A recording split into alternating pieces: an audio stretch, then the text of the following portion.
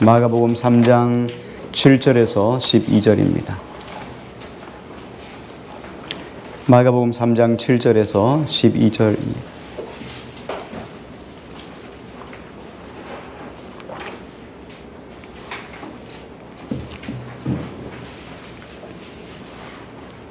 (7절에서 12절입니다) 예수께서 제자들과 함께 바다로 물러가시니 갈릴리에서 큰 무리가 따르며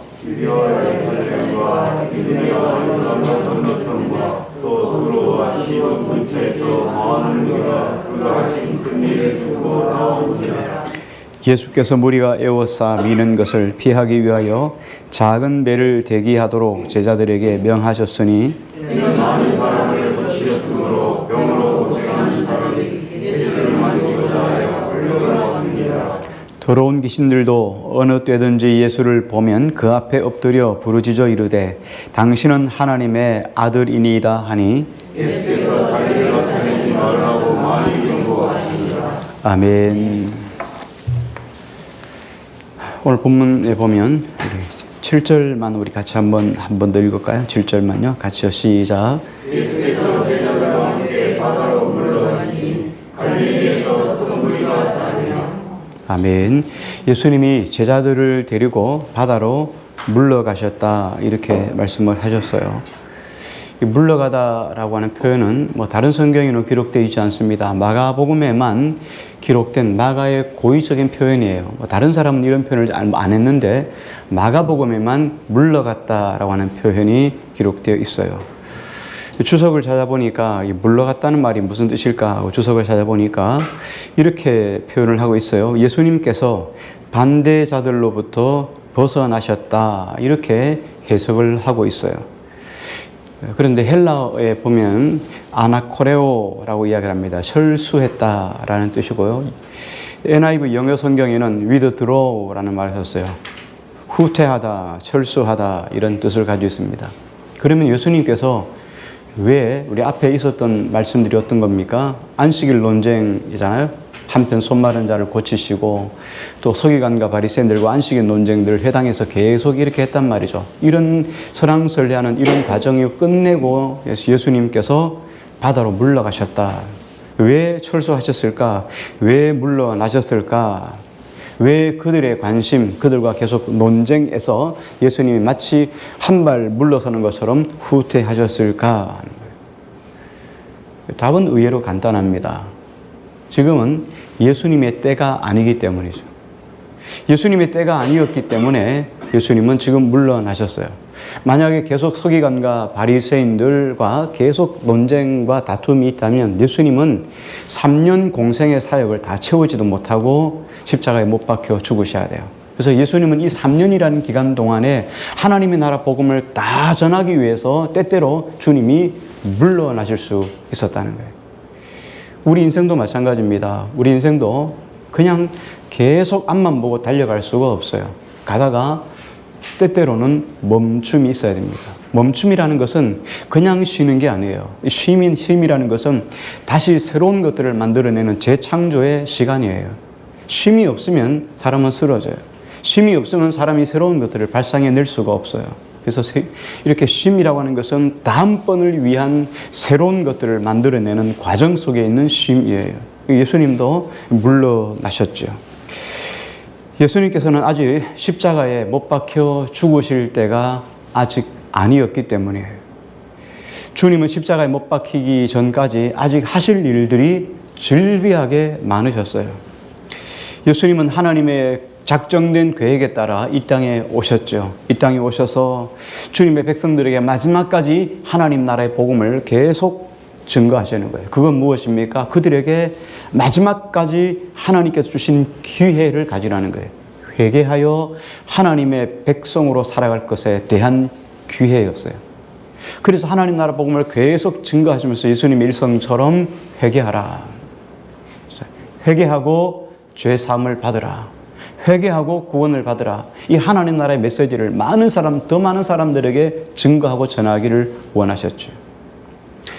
결국은 예수님께서 마지막 회개의 기회인 십자가에 못 박혀 죽어 주심으로 예수 그리스도는 모든 백성들에게 구원의 기회를 열어주시게 됩니다. 그런데 끝까지 유대인들은 예수님을 배격했어요. 예수님을 십자가에 못 박아 죽이실 뿐만 아니라 예수님을 믿지도 않고 배척해야죠. 지금까지도 유대인들은, 이스라엘 사람들은 예수님을 선지자 중에 하나라고 봐요. 그래서 예수님을 그들이 그토록 사모했던, 구약에서 끊임없이 제시했던 메시아라고 생각하지 않아요. 그러면 하나님의 계획이 실패했을까요? 그렇잖아요. 예수님이 죽으면 모든 것들이 다 끝나버릴 것 같잖아요. 그러면 하나님께서 예수님을 통하여 많은 백성들을 구원하시고 하나님 나라 복음을 증거하는 이 일이 실패했을까요? 전혀 그렇지 않습니다. 하나님의 계획이 원래 예수 그리스도가 십자가에 못 박혀 죽으시는 것이었어요. 이건 하나님의 원래 계획 아래에 예수 그리스도의 십자가의 죽음은 포함되어 있었습니다. 예수님의 피는 온 인류를 단번에 구원하시기 위한 하나님의 계획이었어요. 그래서 예수님은 십자가에 못 박히시는 것이 당연한 계획이었습니다. 겉으로 보기에 예수님은 실패한 것 같아요. 왜냐하면 우리가 그렇잖아요. 어떤 일을 계획하면 승승장구해서 점차적으로 더 좁아지는 것으로 가야 되는데 예수님이 죽으셨어요. 하나님의 원대한 계획을 가지고 나아가는 것처럼 보이다가, 그래서 하나님 나라 복음을 증거하고 수많은 사람들이 예수님께 몰려들고 하나님 나라 복음을 증거하고 가는 곳곳마다 기적과 이적이 나타나서 예수님이 잘 돼가는 것처럼 보이는데 한순간에 예수님이 십자가에 박혀 죽으셨어요. 끝났다. 그러면 우리가 어떻게 생각합니까? 실패했다고 생각하는 것이 지극히 당연하죠. 우리가 예수 믿고 우리 인생 속에 이제는 슬픔 끝, 행복 시작, 이렇게 해서 우리 삶 속에 늘상 좋은 일, 선한 일, 복된 일, 복을 받고 무슨 일을 하든지 형통하고 뒤로 자빠져도 복을 받는 이런 은혜가 우리 속에 늘상 있어야 되는데 때때로 우리 인생 속에 고난이 임하게 돼요. 그럼 예수 믿는 게 실패했는 건가? 이렇게 우리가 생각할 수 있다는 거예요. 그 성경은 전혀 아니다. 예수님의 실패는 전혀 실패가 아니다. 하나님께서는 예수 그리스도의 십자가를 통해서 우리에게 큰 승리, 단번에 죽으시는 이 한 번의 죽으심을 통해서 완전한, 더 이상 거기에 뭔가 군더더기를 붙일 것이 없는 퍼펙트한 완벽한 승리를 우리에게 제공해 주셨다는 거예요. 그래서 구원의 길은 다른 것이 없습니다. 우리가 구원받는 길은 오직 예수 그리스도의 구속의 십자가밖에 없어요. 다른 것이 없어요. 우리 공로가 필요 없습니다. 우리가 선한 일 필요 없습니다. 우리가 기도 많이 하고 헌신 많이 하고 봉사 많이 하고 이거 아무 의미 없어요. 이거는 구원받은 자가 하나님의 은혜에 감사해서 행하는 행위에 불과한 거예요. 예수 그리스도 흘리신 보혈, 이것이 우리를 완전한 구원 속에 우리를 들어가게 하시는 유일한 길이에요. 다른 거 없어요. 이것만 믿으면 돼요. 믿습니까? 예, 이게 우리의 구원입니다. 십자가 사건을 가장 심도 있고 가장 깊이 있게 다루는 성경이 히브리서입니다. 히브리서는 되게 심오해요. 상당히 철학적이기도 하지만 히브리서는 깊이 있게 우리의 십자가의 도를 가르쳐 주는 것이 바로 히브리서예요. 히브리서에 보면은 십자가의 사랑에 대해서 이렇게 말씀을 하고 있습니다. 히브리서 7장 27절에 보면 그는 저 대제사장들이 먼저 자기 죄를 위하고 다음에 백성의 죄를 위하여 날마다 제사 드리는 것 같이 할 필요가 없으니, 구약에는 1년에 한 번 대속죄일에 대제사장이 백성들의 죄를 지고 가서 먼저 자기의 죄를 위해서 속죄하고 그 다음에 백성의 죄를 지고 제물을 가지고 지성소 안으로 들어가죠. 그래서 백성들의 죄를 대속합니다. 이걸 매일 하는 거예요. 매년 하는 거예요. 매년. 왜? 또 죄를 짓기 때문에. 그게 또 반복되어서 하고. 그랬는데 여기 보니까 이는 이제 할 필요가 없으니 이는 그가 단번에 자기를 들여 이루셨음이라. 예수 그리스도의 구속의 피는 단 한 번 예수님이 죽으신 흘리신 보혈로 말미암아 끝이 났다는 거예요. 그래서 누구든지 예수 그리스도의 보혈을 가지고 보혈의 이름으로 예수 그리스도의 피의 구속의 이름으로 기도하고 주님 앞에 고백하기만 하면 주님이 우리를 용서해 주시는 거예요. 모든 불의에서 깨끗게 하시고 모든 죄에서 우리를 사해 주신다는 거예요. 히브리서 9장 12절 이렇게 말합니다. 염소와 송아지의 피로 안위하시고. 지금까지 백성들은 자신의 죄를 대속하기 위해서 끊임없이 하나님 앞에 나갈 때 염소 드렸습니다. 양 드렸어요. 소를 드렸어요. 이 피로, 소피로 죽여서 그 피를 하나님의 제단에 뿌림으로 용서함을 받았어요. 그러니까 죄를 지을 때마다 나가서 하나님께 속죄제, 번제제를 드린 거예요. 그럼 생각해 보세요. 우리가 한번 생각해 보세요. 내가 죄를 얼마나 많이 지었을까 한번 생각해 봐요. 여러분, 죄가 많다고 생각하는 사람은 참 하나님께 소 많이 드린 거예요. 양 많이 드린 거예요.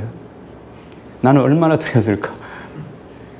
그렇죠. 구약이라면 우리가 한번 좀 이렇게 서로 자랑도 한번 해볼 것 같아요. 나 소 얼마나 드려서 뭐 이렇게 그래서 자랑하니 자랑도 한번 해볼 것 같아요. 그런데 예수님은 이렇게 말하는 거예요. 염소와 송아지의 피로 하지 아니하시고 오직 자기의 피로 영원한 속죄를 이루사 단번에 성소에 들어가셨느니라. 예수 그리스도의 피는 단번에 흘리신 한 번으로 끝나는 구속의 피라는 거예요.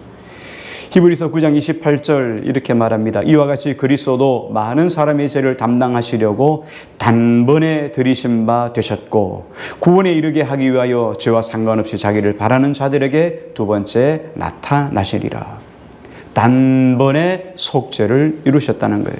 그래서 십자가의 구속의 은혜는 온 인류를 구원하시기 위한 하나님의 계획 아래에 있어서 이 계획에서 필수적인 것이 바로 십자가예요. 예수님이 이 땅에 오셨다, 승천하셨다, 십자가 없으면 아무 의미 없어요. 십자가 없으면 우리의 구원도 없어요. 우리의 천국도 없어요. 영생도 없어요. 소망도 없어요. 십자가 없으면 우리는 아무것도 없는 거예요. 그러니까 십자가가 얼마나 중요한지 몰라요. 십자가의 의미가 우리에게 이렇게 중요하다는 거예요. 자, 오늘 예수 그리스도의 오늘 십자가 사건, 피 흘림의 사건을 통해서 오늘 본문이 이렇게 나가며 그래서 아직은 하나님의 때가 안 됐기 때문에 이 십자가에 나가는 이 기간이 아직도 많이 남아있어요. 그래서 예수님은 그 기간 동안에 많은 사람들에게 하나님 나라의 복음을 증거하기 위해서 지금 어떻게 합니까? 잠시 뒤로 물러났다는 거예요. 바다로 물러나셨다 이렇게 말씀을 하셨어요. 자, 그래서 예수님은 마귀에게 떠밀려가서 피신한 것이 아님을 성경이 증거하고 있다는 거예요. 우리 3장 7절 8절을 한번 같이 읽을게요. 자, 7절 8절로 시작.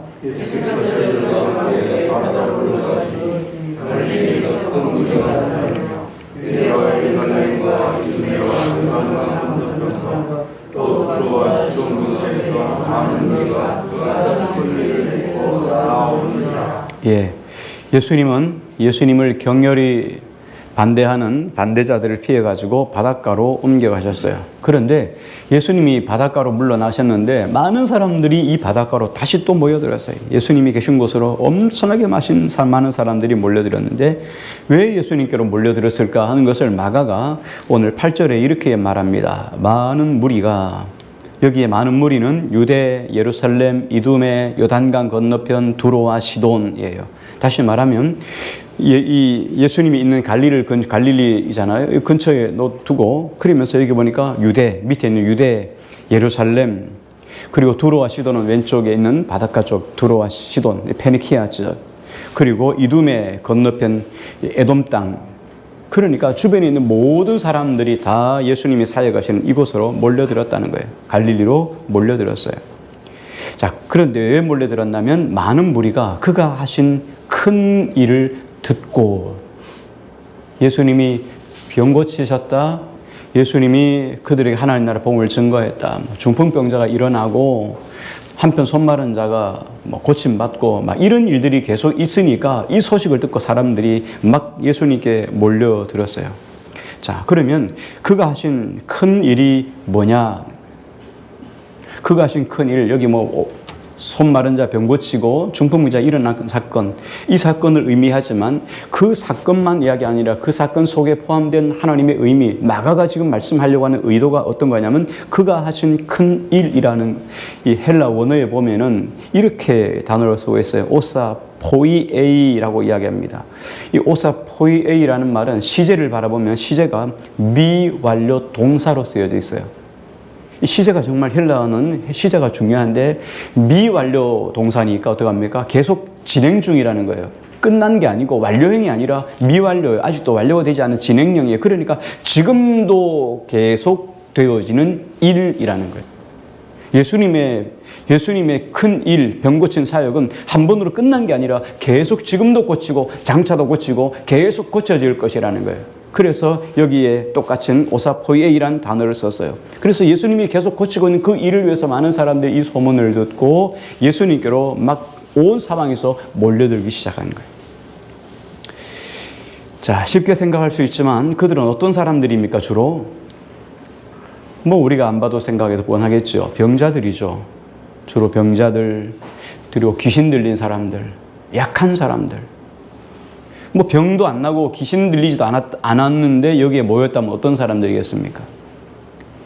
수고하고 찌든 사람들이에요.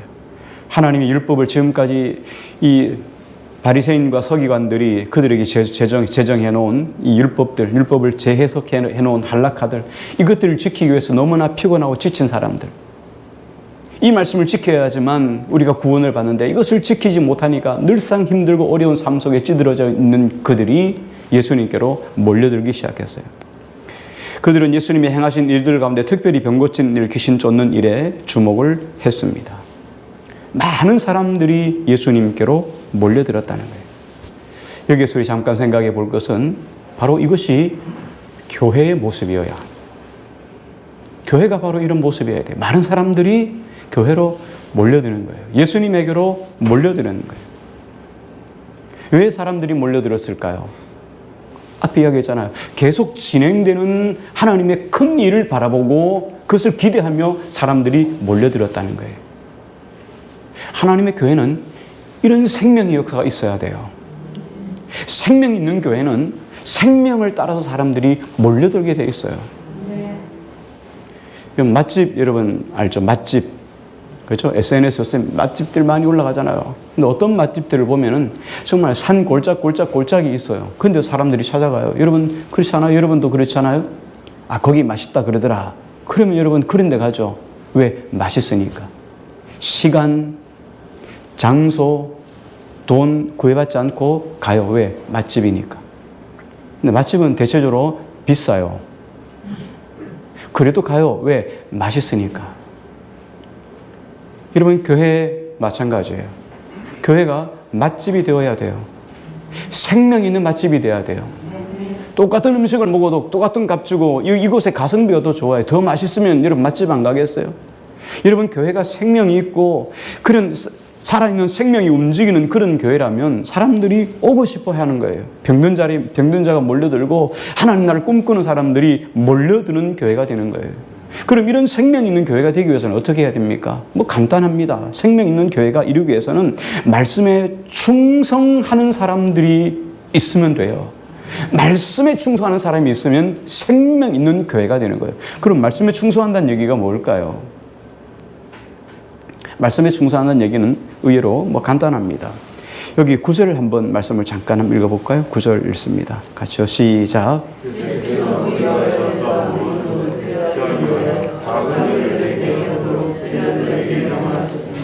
예, 여기 예수께서 무리가 에워싸 미는 것을 피하기 위하여 작은 배를 대기하도록 제자들에게 명하셨다 그랬는데요. 여기 작은 배를 대기하도록 이란 말은 대기하도록 하는 말을 헬라어에는 프로스 카르테레라는 단어를 썼어요. 이 프로스라는 말은 앞으로라는 뜻이에요.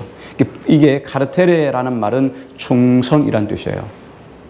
그래서 이 프로스 카르테레라는 단어는 어떤 의미냐면 지속적으로 일을 수행하기 위해서 나아간다라는 뜻을 가지고 있어요. 다시 말하면 제자들이 주님의 일을 위해서 지금 어떻게 하고 있습니까? 스탠바이 하고 있다는 거예요.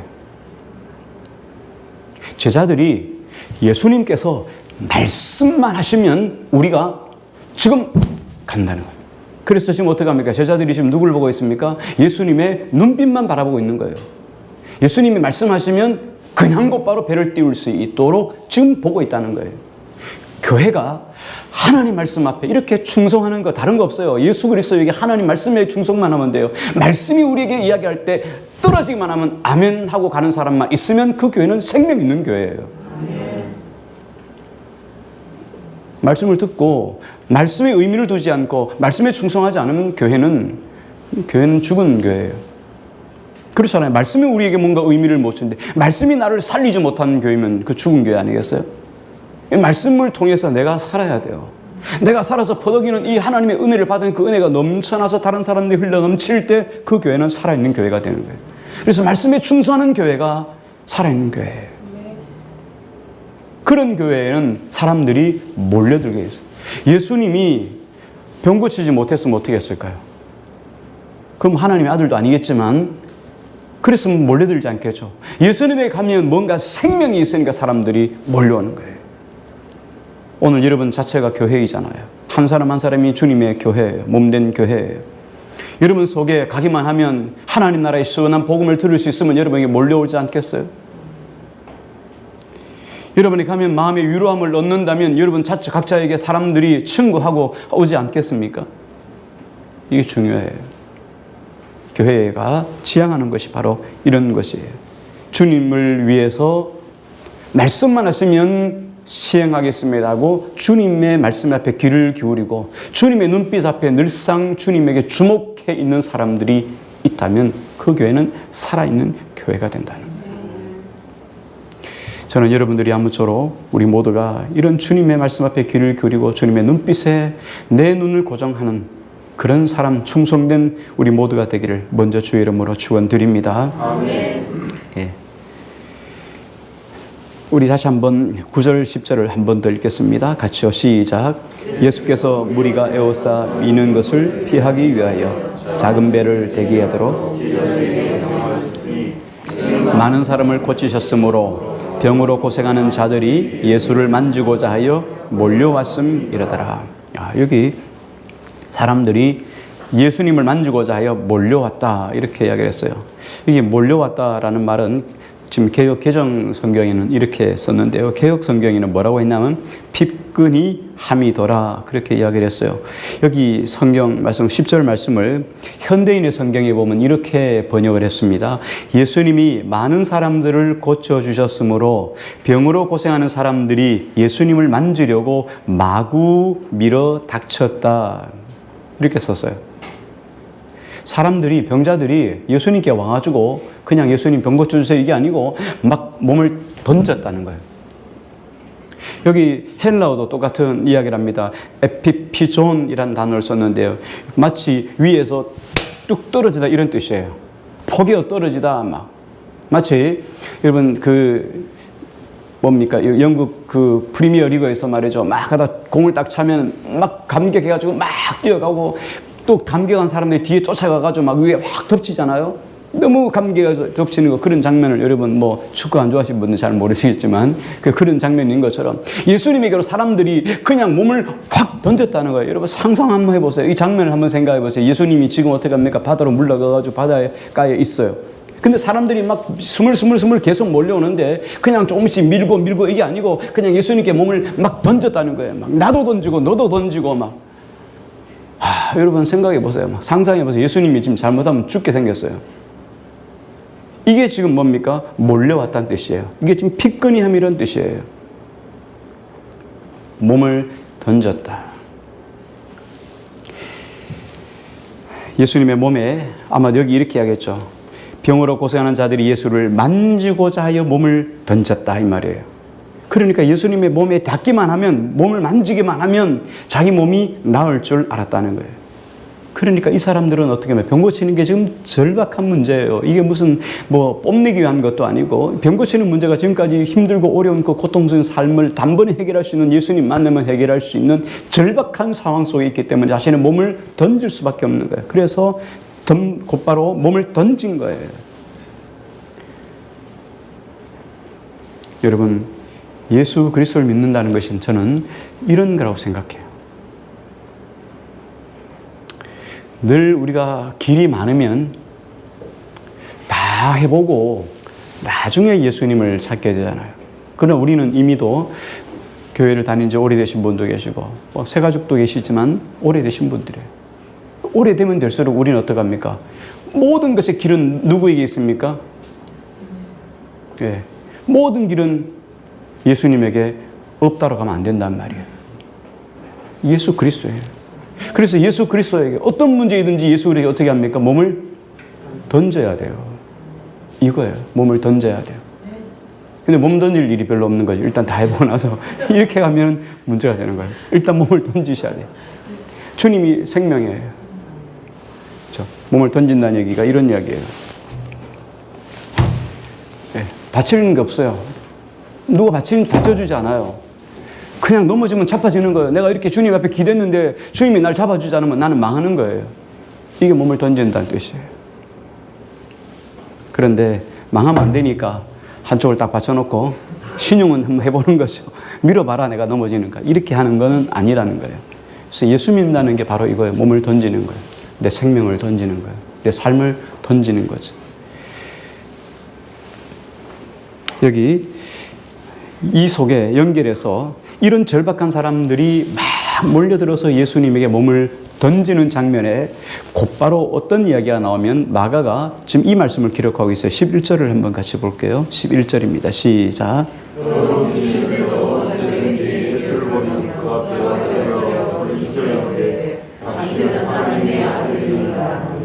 예, 여기 더러운 귀신들도 이 현장에 같이 있는 거예요. 더러운 귀신들이 어느 때든지 예수를 보면 그 앞에 엎드려서 부르짖어 이르되 당신은 하나님의 아들입니다 라고 이야기를 했다는 거예요. 자, 생명이 창조되는 현장에는요 항상 뒤따라오는 것이 있어요. 여러분, 우리만 사람만 행복한 것 아니에요. 여기에 항상 뒤따르는 것이 있는데 누구냐면 마귀예요. 사단, 히브리어의 사단이라고 하고 마귀는 신약의 표현이죠. 마귀라고 이야기해요. 다 이게 사단이에요.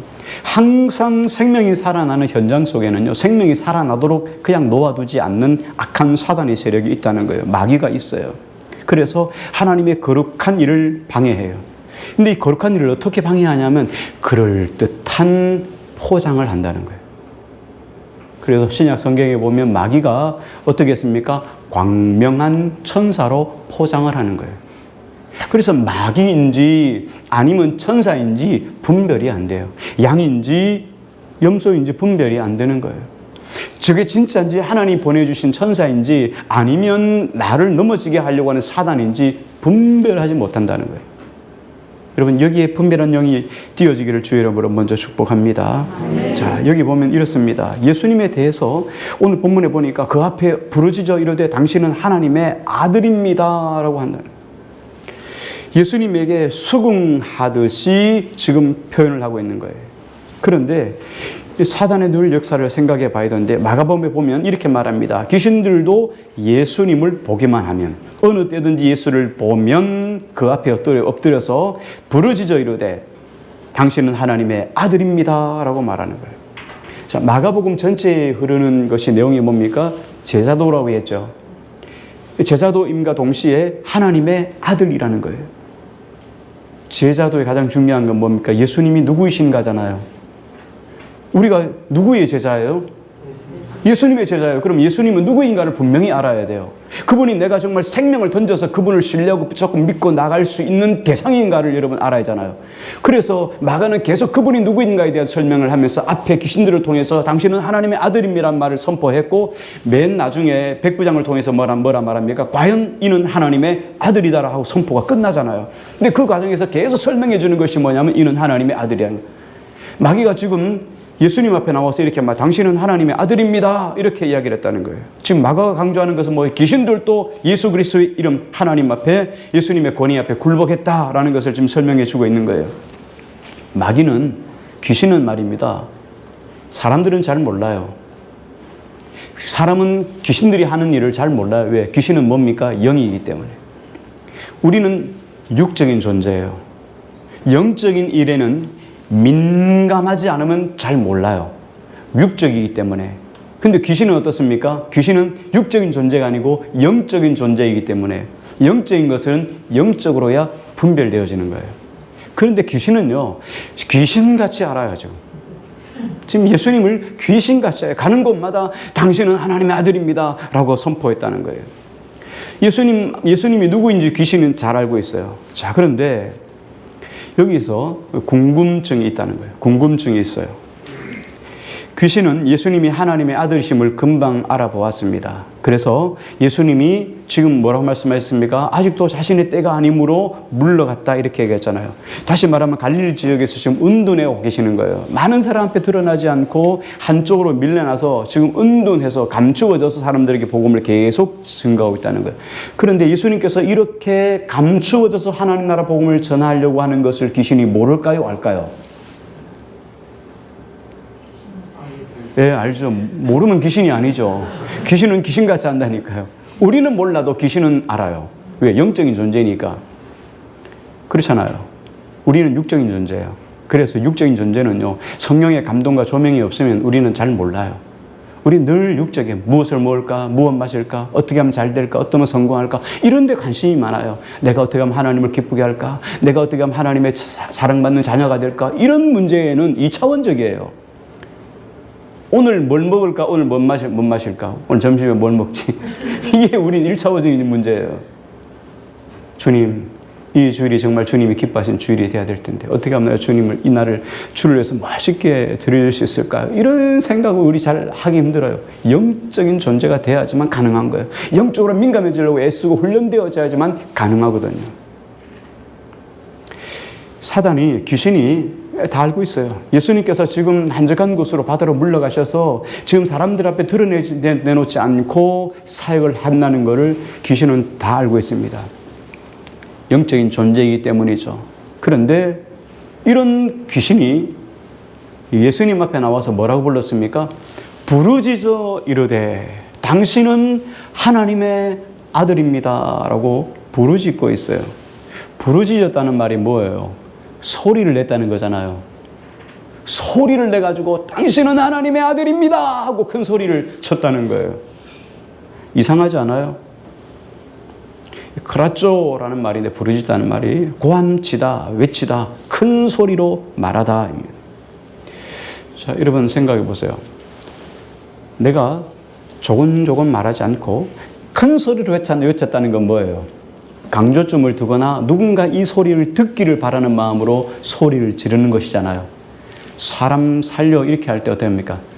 사람 살려 이렇게 하지 않죠? 그럼 어떻게 합니까? 목이 쉬도록 한 번에 사람 살려 이렇게 큰 소리를 치지 않겠어요? 마찬가지로 지금 여기 부르짖다는 얘기, 이런 얘기예요. 큰 소리로 부르짖었다는 거예요. 마귀가, 여러분 좀 역설적으로 생각해 보는 거예요. 마귀가 예수님의 일을 방해하려고 했다면, 귀신이 예수님의 일을 방해하려고 했다면 사람들이 알아듣지 못하게 해야 되지 않겠습니까? 사람들이 알아듣지 못하게 여러분들이 들으면 안 되니까 예수님은 하나님의 아들입니다 이렇게 이야기하잖아요. 여러분들이 못 듣도록. 그런데 큰 소리를 외친 이유가 뭘까요? 당신은 하나님의 아들입니다. 아들입니다. 다 이렇게 말하면 여러분 다 들으면 그럼 믿음이 생겨나잖아요. 근데 왜 이런 손해볼 일을 마귀가 했을까요? 왜 이런 손해본 일을 귀신이 했을까요? 궁금하잖아요. 정하고 싶으면 예수님에게 귓속말로 예수님, 당신은 하나님의 아들입니다. 사람들이 못 듣도록 귓속말로 살짝 하고 이렇게 해야 되는데 어떻게 큰 소리로 이렇게 했는가 하는 거예요.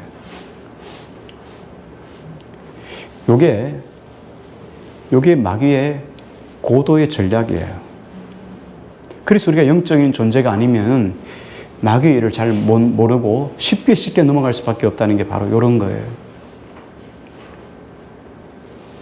마귀는 아주 교활하기가 짝이 없습니다. 정말 교활한 게 마귀예요. 마귀는 예수님에게 자신이 질 것을 너무너무 잘 알고 있어요. 마귀는 어떻습니까? 주님이 다시 재림하시는 그날에 우리 믿음의 사람들은 거룩한 승리를 통해서 하나님의 나라에 들어갈 거예요. 그러면 마귀들은요, 우리 인간을 계속해서 지속적으로 쫓아다니면서 넘어지게 하고 쓰러지게 했던 그 마귀는요, 하나님께서 예비해 놓은 무적행 지옥으로 그들을 딱 끌고 와서 불타는 지옥 속에 던져 넣을 거예요. 마귀는 이미 알고 있습니다. 최후에는 자기들이 패배한다는 것을 기정사실로 너무 잘 알고 있어요. 확실한 기정사실. 우리가 천국에 들어가는 것에 대해서 확증하는 것만큼 귀신들도 지옥에 들어가는 것을 확증하고 있어요. 알고 있어요. 여러분 예수 그리스도를 믿기만 하면 영원한 천국에 들어가는 것 확신합니까? 오늘 밤에 여러분이 돌아가셔도 천국에 들어가는 것 확신합니까? 마귀도 마찬가지예요. 마귀도 오늘 밤에 돌아가시면 지옥 가요. 마귀도 지옥 가요. 마귀는 뭐 끝이 지옥이에요. 자, 그런데 이런 마귀가 고도의 전략을 가지고 예수님 앞에 나가서 지금 어떻게 합니까? 지금 전략을 펴는 거예요. 이왕 질 거 다 전부 잡혀서 마지막 날에는 전부 다 지옥불에 던져질 것을 알기 때문에 그때까지 어떻게 합니까? 할 수 있으면 예수님의 일을 끝까지 방해하려고 해방을 놓는 거예요. 이게 마귀예요. 마귀는 전략적으로 우리를 넘어지게 만듭니다. 마귀는요, 절대 신사적이 아닙니다. 여러분 이거 잘 아셔야 돼요. 마귀는요, 마귀가 하는 수법은요, 아주 더럽습니다. 추합니다. 마귀가 하는 전략은요, 저질이에요, 저질. 우리가 상상할 수 없는 것들을 가지고 저질로 해요. 추하고 더러운 것들을 가지고 사람을 넘어지게 만들어요. 이런 분별할 수 있어야 돼요. 잘 분별해야 돼요. 그래서 마귀는 제일 마귀가 많이 쓰는 게 뭔지 압니까? 거짓말이에요. 거짓말. 거짓의 영이에요. 성경은 거짓의 아비니라. 거짓의 아비라는 얘기는 최고로 거짓말을 많이 하는 거짓말의 수장이란 말이에요. 거짓말을 많이 하는 것은 마귀의 영이 들어가 있는 거예요. 그래서 우리는 아니다, 맞다. 둘 중에 이것만 이야기해요. 아니면 아닌 거고 맞는 건 맞는 거예요. 아닌 것 같은 맞는 게 없고 맞는 것 같은 아닌 게 없어요. 우린 정직하니까. 그렇게 살아야 되는 것이 그리스도의 사람이니까. 제자라면 우리는 정직해야 되는 거예요. 타협하면 안 돼요. 자, 그렇게 하는데 이렇게 추하고 더러운 예수님께서 이렇게 말씀하셨잖아요. 나타내지 말라. 3장 12절을 한번 같이 볼게요. 12절입니다. 시작.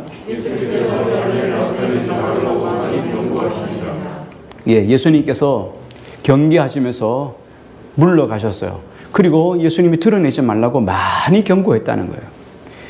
마가복음에는 끝까지 우리에게 말씀하시는 게 마가가 우리에게 이야기하는 것 제자도 예수님을 따라야 되는데 그 예수님이 누구이신가? 하나님의 아들이잖아요. 하나님의 아들인 것을 순간순간 계속 이야기를 해요. 마가는 이야기를 하는데 끝에 장면은 마치 귀신들이 예수님을 수긍하는 것처럼 보여요. 수긍하는 것처럼 보입니다. 그런데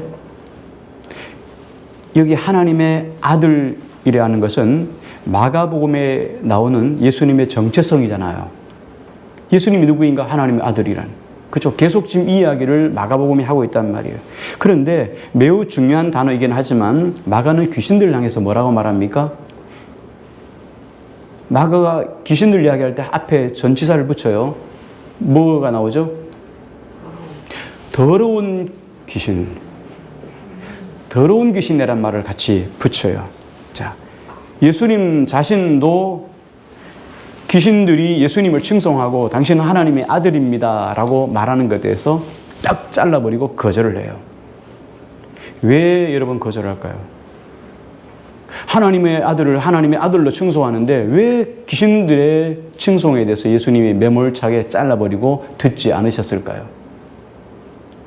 이게 정말 중요한 메시지인데요. 마가가 우리에게 던져주는 메시지 정말 중요한 메시지예요. 보십시오. 귀신들이 예수님을 대해서 하나님의 아들입니다 라고 말할 때 귀신들이 하나님에 대해서 헌신하거나 하나님을 신뢰하거나 그들이 예수님을 따라가려고 하는 제자도를 가지고 예수님에 대해서 당신은 하나님의 아들입니다 라고 고백을 했을까요? 그런 고백이었을까요? 아니죠. 그럼 어떤 고백이었을까요? 지금 마가는 그 부분을 우리에게 다루고 있습니다. 아르헨티나의 개신교 목사인 후안 카를로스 오르티즈 목사님이 있습니다. 제가 신학교 1학년 때 이분의 책을 정말 아주 탐독하듯이 많이 읽었어요. 이분의 책이 제목도 상당히 길고 지금도 사역을 하시는 목사님인데 이분의 책이 상당히 그때 당시에 신학교 1학년 당시에 충격을 많이 준 메시지가 상당히 많았어요. 그분 책 제목 중에 뭐 이런 제목도 있어요. 더 받을 것이 없습니다. 그리스도만으로 충분합니다. 우리가 하나님 나라를 하나님 앞에 구하는 모든 것들은 대부분 하나님 나라의 쓰레기장에 다 몰려 있습니다. 뭐 이런 내용들이에요. 우리가 하나님께 막 구하는 거 다 쓰레기장에 있다는 거예요. 왜? 우리가 구하는 거 정말 구해야 될 것들은 구하지 않고 구하지 않아야 될 것들을 구하는 것들이 어떤 의미에 더 많다. 그 책 안에 이런 내용이 있습니다. 그 책에 보면 너희가 하나님을 향해 주님이라고 부르면서 왜 주님이라고 따르지 않느냐. 뭐 이런 내용이 있어요. 자, 귀신이 예수님을 향해서 하나님의 아들입니다 라고 이야기했는데 하나님의 아들이라고 부르면서 하나님의 아들 취급을 했을까요? 안 했을까요? 그렇죠. 항상 지금 뭘 이야기하고 있어요? 예수님을 빨리 죽여서 예수님의 십자가에서 못하도록 지금 계속 군무와 술수를 가지고 추하고 더러운 것으로 예수님을 넘어지게 만드는 것이 사단의 전략이잖아요. 그런데 앞에 와서 어떻게 합니까? 예수님 향해서 당신은 하나님의 아들입니다. 얼마나 고도의 전략이에요. 그러니 예수님이 그 이야기를 듣겠어요? 콧방귀를 뀌는 거죠. 고백은 하면서 따르지 않습니다. 주님이라고 고백은 하는데 주님이라고 행동하지 않습니다.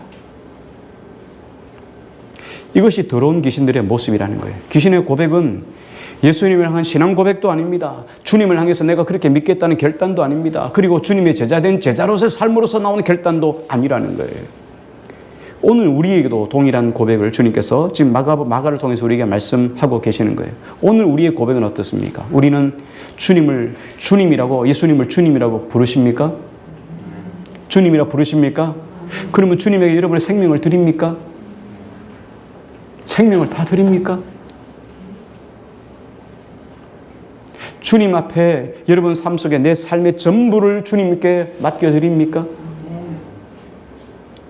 여러분 생명 드린다는 거 여러분 정말 쉽지 않은 이야기예요. 이 생명 주님께 드리리. 생명 드릴 수 있죠. 생명을 드릴 때 대봐야 알아요. 좀 더 직설적으로 이야기하면 돈 드리라 이렇게 하면 여러분 어때요? 난색을 표하지 않겠습니까? 돈보다 여러분 생명이 더 중요하잖아요. 근데 생명은 지금 당장 안 드려도 되니까. 표시 안 나니까. 돈 문제가 오면 여러분 중요한 문제가 되죠. 그러면서 우리는 하나님께 모든 걸 다 드린다고 이야기합니다. 여러분 주님이란 말이 쉬운 말이 아니에요. 주님이란 말은 내 삶, 내 생명을 주님께 전폭적으로 드리는 거예요. 그래서 그 이야기는 The Lord is my shepherd. 주님은 나의 목자이십니다. 이 함축된 표현이에요. 그 표현이 주님이라는 표현이에요. 또 다른 한편은 예수님에게 몰려온 수많은 사람들이 있어요. 몸을 던지듯이 주님에게 몰려든 사람들을 우리 마지막으로 한 번 더 묵상해 보기를 바랍니다. 자, 그들이 무엇을 바라고 예수님께 이렇게 몰려들었을까요? 무엇 때문에 예수님께 몸을 던졌을까요? 역사의 주인공 되신 예수 그리스도이십니다. 예수님에 대한 교훈 못지않게 우리가 주목해야 될 질문이 바로 이거예요. 수많은 사람들이 예수님의 소문을 듣고 예수님이 병 고치는 소문, 지금도 병을 고치고 있다는 그 소문을 듣고 예수님께 다 몰려들었어요. 각종 병든 사람, 귀신 들린 사람, 온갖 문제를 가진 사람들이 예수님께로 지금 다 몰려들고 있어요. 자, 그런데 예수님에게 몰려들었던 이 사람들은 예수님에게 오기만 하면 예수님께서 이 모든 고통, 나의 모든 고통, 질병이든 귀신 들린 것이든 육체의 삶의 모든 것들이든 주님께서 다 해결해 주실 것이라는 이런 기대감을 가지고 예수님께로 몰려들었어요. 그 믿음은 거의 몸을 던지듯이 주님을 향해서 달려들고 있어요. 몸을 날리면서 주님에게 몸에 부딪히기만 하면 내가 고침받겠다는 이런 절절한 간절함을 가지고 주님께 몸을 날려드리고 있어요. 그런데 그 믿음이 현실이 됐어요. 예수님에게 나온 자마다 병고침을 받았어요. 귀신들은 쫓겨갔어요. 그 삶이 회복되었어요. 아멘 좀 해봐요. 예수님께 나온 자마다 병고침을 다 받았다고요. 예수님께 나온 자마다 귀신이 다 쫓겨나갔다고요. 예수님을 만난 자마다 삶의 문제가 다 해결되었어요. 자, 그렇기 때문에 이게 지금 어떻습니까? 그들이 예수님을 온전한 방향으로 본 거예요. 서기관이나 바리새인들이 예수님을 죽이려는 것 반대로 예수님에게 가면 희망이 있고 예수님에게 가면 답이 있다는 것을 붙잡고 예수님께 나왔으니까 그들은 방향 설정을 제대로 잡은 것이죠. 오늘 이 말씀을 결론으로 우리 삶 속에 적용을 하고 마무리하겠습니다. 세상에 많은 사람들이 예수님을 믿습니다. 그들은 예수님을 믿음으로 자신의 문제를 해결할 수 있다고 믿습니다. 그런데 오늘 우리가 우리 스스로에게 이런 질문을 한번 던져보기를 바랍니다. 수많은 사람들이 교회에 몰려들고 있습니다. 많은 사람들이 문제 해결을 위해서 몰려듭니다. 그렇다면 이렇게 몰려든 사람들을 위해서 교회가 어떤 해답을 가지고 있냐? 교회가 뭔가 답을 줘야 되지 않겠습니까? 몰려든 사람들에게 교회가 무슨 답을, 어떤 답을 어떻게 줘야 하는가 하는 거예요. 그걸 여러분 고민해야 돼요. 여러분 어떤 답을 주실 겁니까? 사람들이 지금 몰려들고 있어요. 병든 자도 오고 귀신 들린 자도 오고 삶의 문제와 아픔을 가진 사람들이 교회에 몰려들고 있어요. 그 사람들에게 우리가 답을 줘야 되는데 그 답을 어떻게 줄 것입니까? 기도하세요. 뭐 이거 하려면 하실 겁니까? 교회 잘 다니면 돼요. 뭐 이렇게 여러분 하실 겁니까? 믿으면 돼요. 믿으면 하겠네. 뭐 이러면 이렇게 하는 걸로 끝마칠 겁니까? 자, 오늘 우리에게 주신 메시지 바로 이 부분이에요. 오늘 내 행동이, 내 삶이 세상 사람들에게 지금 어떻게 보여지고 있냐는 거예요. 여러분이 주님을 The Lord is my shepherd, 주님이 나의 전부입니다라고 믿는 그 행동, 그 삶을 보고 세상 사람들은 와, 교회에 답이 있구나 라고 믿는 것이지, 내가 주님을 주님으로 믿지 않으면서 사람들이 나를 바라보며 교회에 달려들까요? 지금 마가는 우리에게 이걸 이야기하고 있는 거예요. 내가 주님을, 내 삶의 생명을 다 던져가면서 주님을 믿는, 신뢰한 그 믿음으로 주님을 믿는다면 사람들은 와, 저기에 뭔가 답이 있어. 맛집 이야기를 했죠. 맛집에 사람들이 막 몰려들어요. 똑같은 집인데도 식당가에도 이러면 횟집이 쫙 있는데 어떤 집에는 줄을 서가지고 먹어요. 한번 가봤어요. 줄을 서서. 맛없어요. 줄만 서서 먹어요. 맛없어요. 근데 그렇게 몰려드는 그 속에 뭔가 답이 있지 않겠어요? 자, 여러분, 하나님께서 우리에게 메시지 주시는 것은 바로 이거예요. 저분의 삶을 바라보니까 저분이 믿는 하나님은 살아계셔. 나도 그래서 하나님을 믿고 싶어.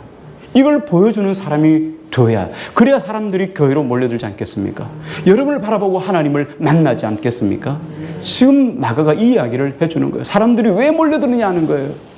하나님의 교회에 왜 몰려드느냐, 예수님에게 왜 사람들이 몰려드냐는 거예요. 그들이 예수님의 행동, 병 고치고 귀신 쫓고 삶의 문제가 해결되는 그것을 보았기 때문에 예수님에게 몸을 던지듯이 오는 것 아니겠습니까? 그런 무수한 사람들이 오는데 교회가 정답을 줘야 되는데 그 정답이 무엇입니까? 그 정답이 무엇입니까? 여러분들이 내놓을 수 있는 정답은 이거예요. 너희는 나를 본받으라. 내가 예수님을 생명 던져서 믿듯이 너희는 나를 본받으라. 이런 고백을 하셔야 돼요. 교만하다고요? 아니에요. 바울이 그렇게 했거든요. 내가 주님을 본받듯이 너희는 나를 본받으라. 이렇게 말씀하셨거든요. 그럼 여러분도 똑같습니다. 나를 본받으십시오. 내가 예수님을 생명 던져서 믿는 것처럼 나를 믿으십시오. 이게 대답입니다. 여러분, 이렇게 선포할 수 있어야 됩니다. 이 세상에서 어떻게 하면 성공하고, 어떻게 하면 잘 먹고 잘 살고, 어떻게 하면 부유하게 살고, 이런 것들을 말하는 게 교회가 아니잖아요. 여러분, 교회가 이런 것 때문에 교회가 세워진 것 아니잖아요. 여러분, 교회 오면 출세합니다. 교회 오면 성공합니다. 교회 오면 뭐 잘 됩니다. 교회 오면 뭐 여러분 뭐 문제가 해결되고 병도 고치고 받습니다. 물론 여러분 이거 없는 것 아니에요. 교회가 이런 거 전혀 없는 것 아니에요. 여러분, 중요한 것은 교회를 찾는 사람들에게 교회가 실망을 줄 수 있다는 거예요. 이것 때문에 교회에 온다면 교회는 실망을 줄 수 있어요. 교회가 이런 일이 있어요. 하나님께서 우리 삶의 문제를 해결해 주기도 하고, 하나님께서 우리 삶 속에, 인생 속에 병고침 받는 것도 있고, 귀신이 쫓아나가는 거 있고, 역시 교회에 있습니다. 그러나 이것이 교회가 주는 전부가 아니라는 거예요. 교회에 이런 일이 있지만 이게 우리의 삶의 믿음의 목표가 아니라는 거예요.